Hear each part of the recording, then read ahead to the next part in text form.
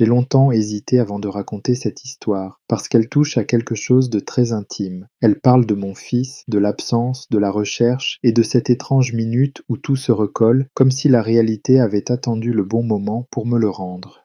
Pendant plusieurs années, je n'ai plus su où il était vraiment. Pas seulement une distance géographique, mais un silence qui s'installe, qui s'épaissit et qui finit par peser sur chaque journée.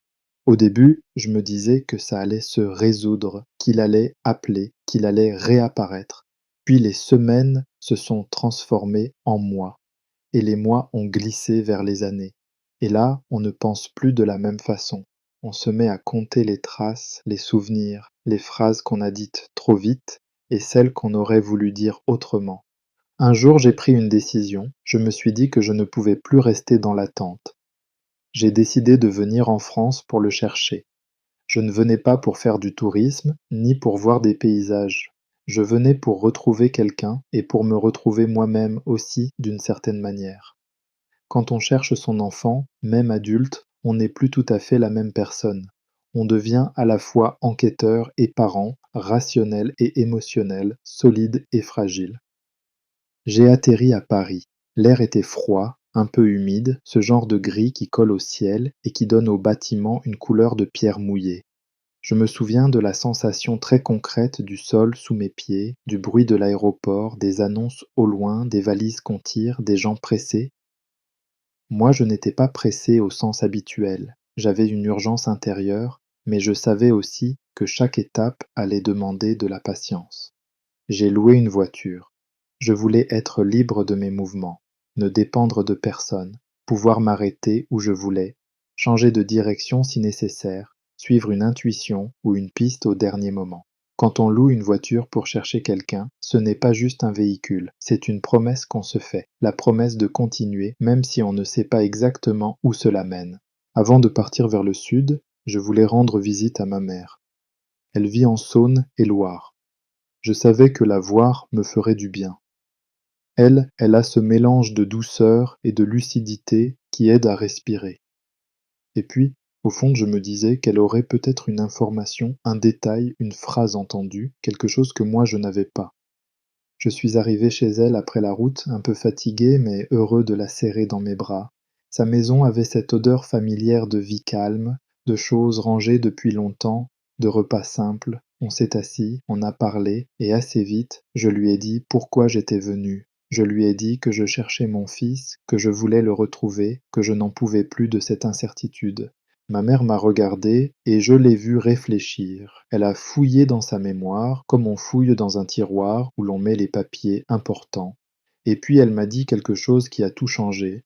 Elle m'a dit qu'il travaillait à Nîmes, chez Citroën. Quand elle a prononcé le nom de Nîmes, j'ai senti en moi une sorte de soulagement immédiat. Avoir une ville, c'est déjà beaucoup. Avoir un employeur, c'est encore plus. Tout à coup, ma recherche n'était plus un brouillard. Elle prenait une forme. Bien sûr, je savais que l'information pouvait être ancienne ou imprécise. Mais c'était une direction. Et quand on a été perdu longtemps, une direction, c'est une lumière. Je suis reparti sur la route avec cette phrase dans la tête. Nîmes, Citroën. Je me la répétais presque comme un mantra pour être sûr de ne pas la laisser glisser dans l'oubli ou le doute. Je voulais garder cette information intacte comme une carte pliée dans la poche. La route m'a mené sur l'autoroute A6, et puis je suis arrivé vers Mâcon. Je me souviens de ce moment de décision, un moment banal, au fond, comme il en existe des milliers sur les routes. Un panneau, une bifurcation, une question simple en apparence. Est-ce que je monte vers le nord? Est-ce que je descends vers le sud? Normalement, j'aurais continué vers le sud, j'avais une piste, j'avais un but. Mais ce jour-là, le temps s'est mis à jouer un rôle étrange. On m'a dit que la météo était mauvaise sur Nîmes, pas une simple pluie.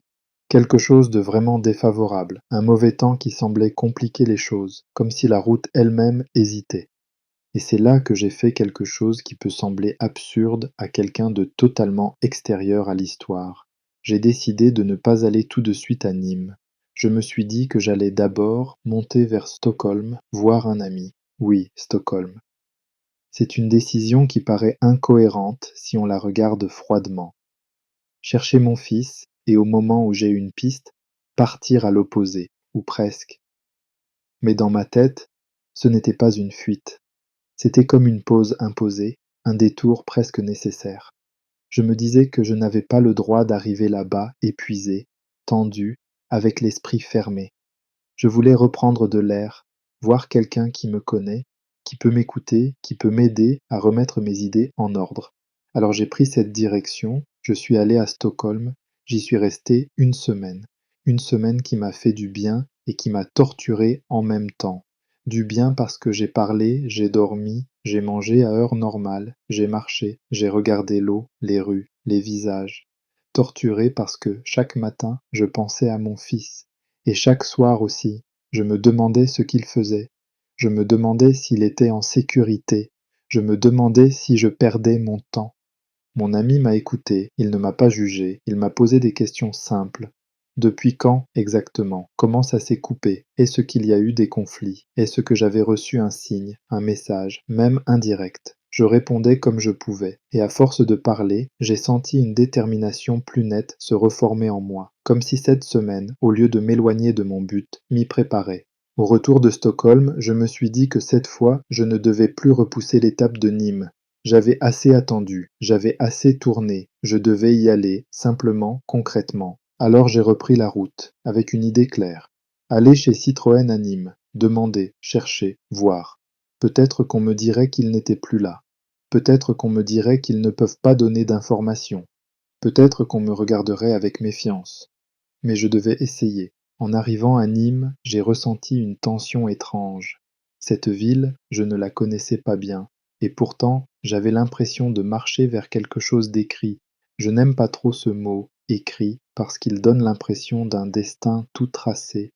Mais c'était une sensation, une pression douce, comme si chaque pas avait un poids particulier.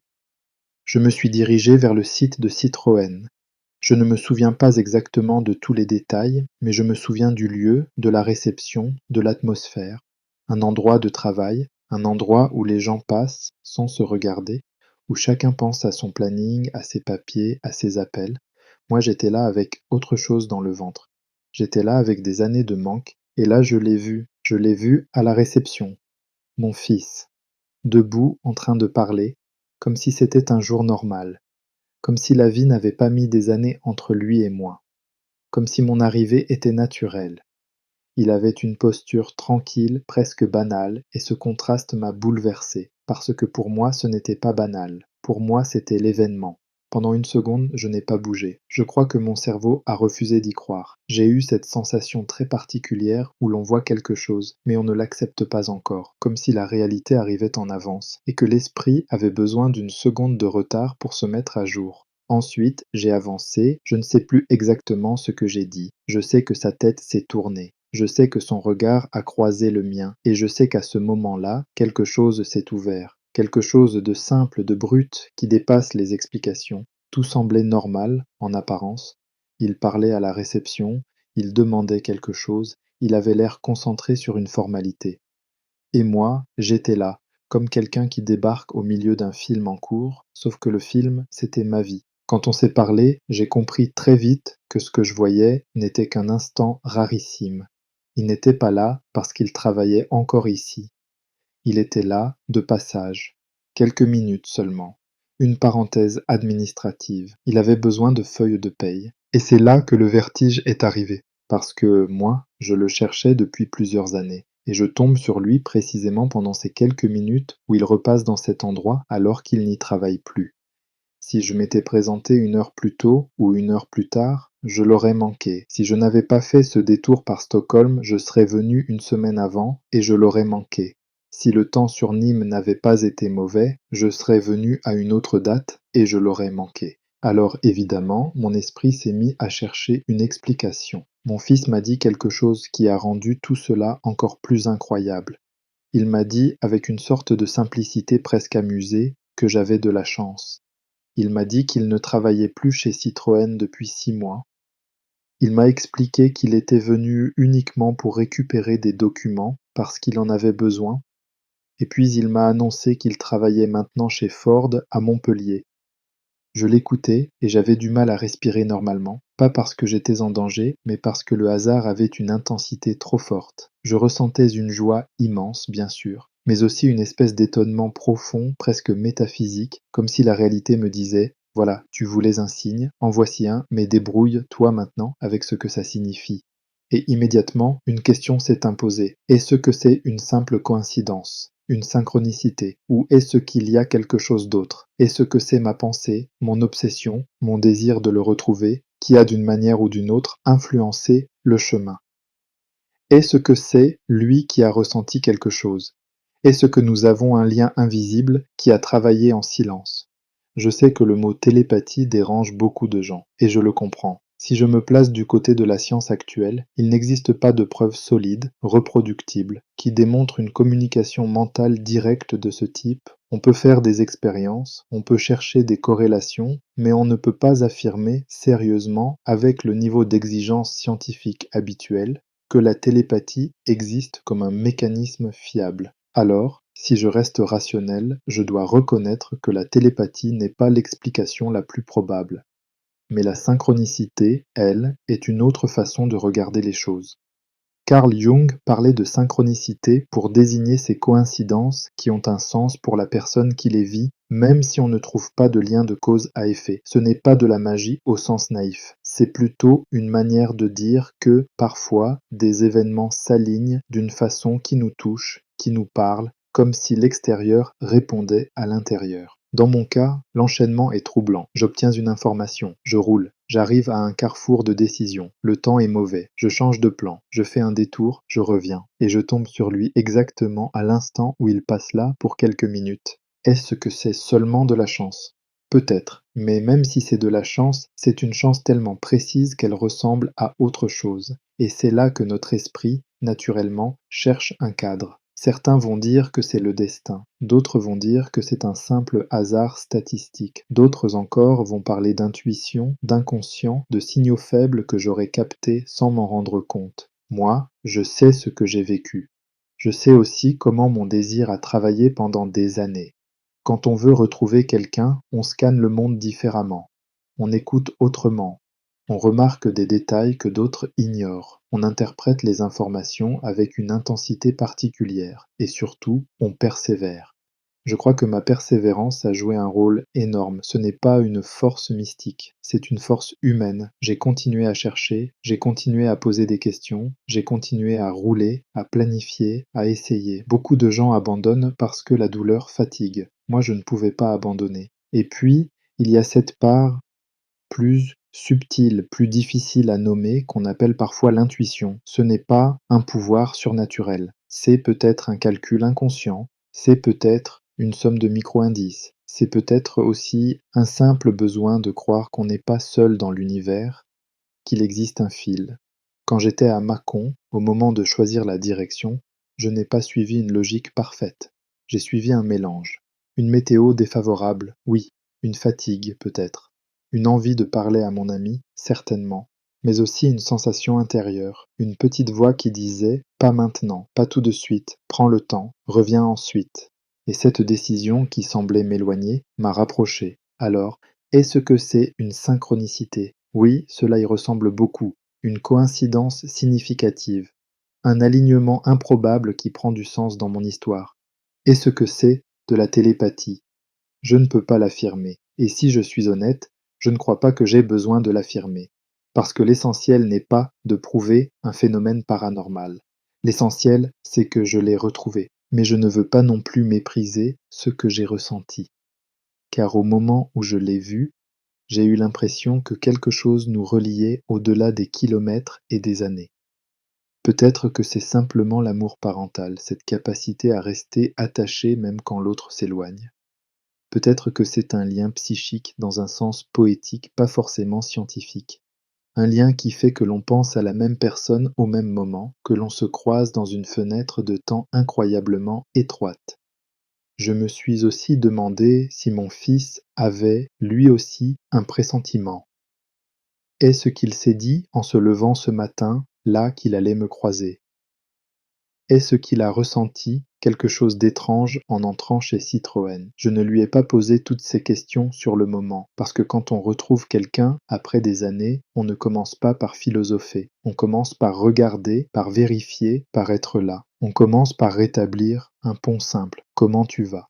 Où tu vis? Est-ce que tu es en sécurité? Qu'est-ce qui s'est passé? Avec le recul, je vois aussi que d'autres facteurs très concrets ont pu jouer. Mon fils avait besoin de feuilles de paye. Il devait choisir un jour, une heure, un moment.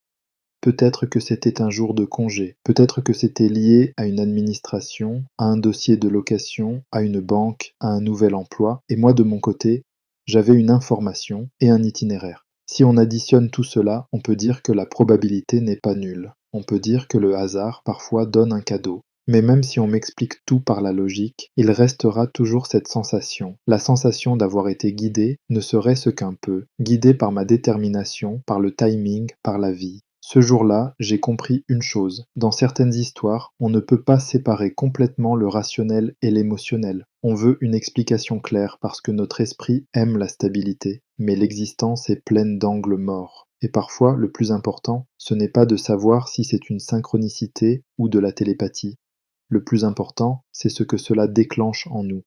Pour moi, cela a déclenché une paix fragile, certes, parce que retrouver quelqu'un ne résout pas tout instantanément. Il faut reconstruire, il faut parler, il faut accepter les silences, les blessures, les choix de l'autre. Mais cette paix, c'était déjà énorme, parce que l'incertitude, elle, est une torture. L'incertitude ronge, alors que la réalité, même difficile, permet d'avancer. Après l'avoir retrouvé, j'ai senti que le monde redevenait concret. Il n'était plus un fantôme dans ma tête. Il n'était plus un nom qui flotte. Il était là, vivant, avec une voix, un visage, une histoire. Je repense souvent à cette scène à la réception. Je me revois entrer, regarder, reconnaître, hésiter une seconde, puis avancer. Et je me dis que si je n'avais pas fait ce voyage, si je n'avais pas osé me déplacer, si je n'avais pas accepté le détour, je serais peut-être encore aujourd'hui dans la même attente. Alors je garde cette histoire comme une leçon sur la persévérance, une leçon sur les coïncidences, une leçon sur l'amour, et aussi une leçon sur l'humilité. Parce que je peux analyser autant que je veux, je peux tourner l'événement dans tous les sens, je ne pourrai jamais le réduire à une formule simple. Si quelqu'un me demande est-ce que c'est la synchronicité, je réponds que c'est plausible, dans le sens où c'est une coïncidence qui a pris un sens énorme pour moi. Si quelqu'un me demande est-ce que c'est la télépathie, je réponds que je n'ai aucune preuve et que la science n'en apporte pas non plus. Mais je peux dire que j'ai ressenti un lien et que ce lien, même s'il n'est pas mesurable, a été réel dans mon expérience humaine. Et si quelqu'un me demande ce que je retiens vraiment, je réponds ceci. Ce qui compte, ce n'est pas l'étiquette qu'on colle sur l'événement. Ce qui compte, c'est que je l'ai retrouvé après des années, dans un endroit où il ne travaillait plus, dans une fenêtre de quelques minutes, et que cette minute-là a suffi à rouvrir la porte. Aujourd'hui encore, quand je pense à cette journée, je revois la route, les panneaux, la bifurcation à Mâcon, le mauvais temps annoncé, le départ pour Stockholm, le retour, et enfin cette réception à Nîmes où tout s'est joué. Et je me dis que la vie parfois a des manières étranges de répondre à nos recherches. Pas toujours, pas pour tout le monde, mais parfois. Et quand cela arrive, on n'oublie jamais.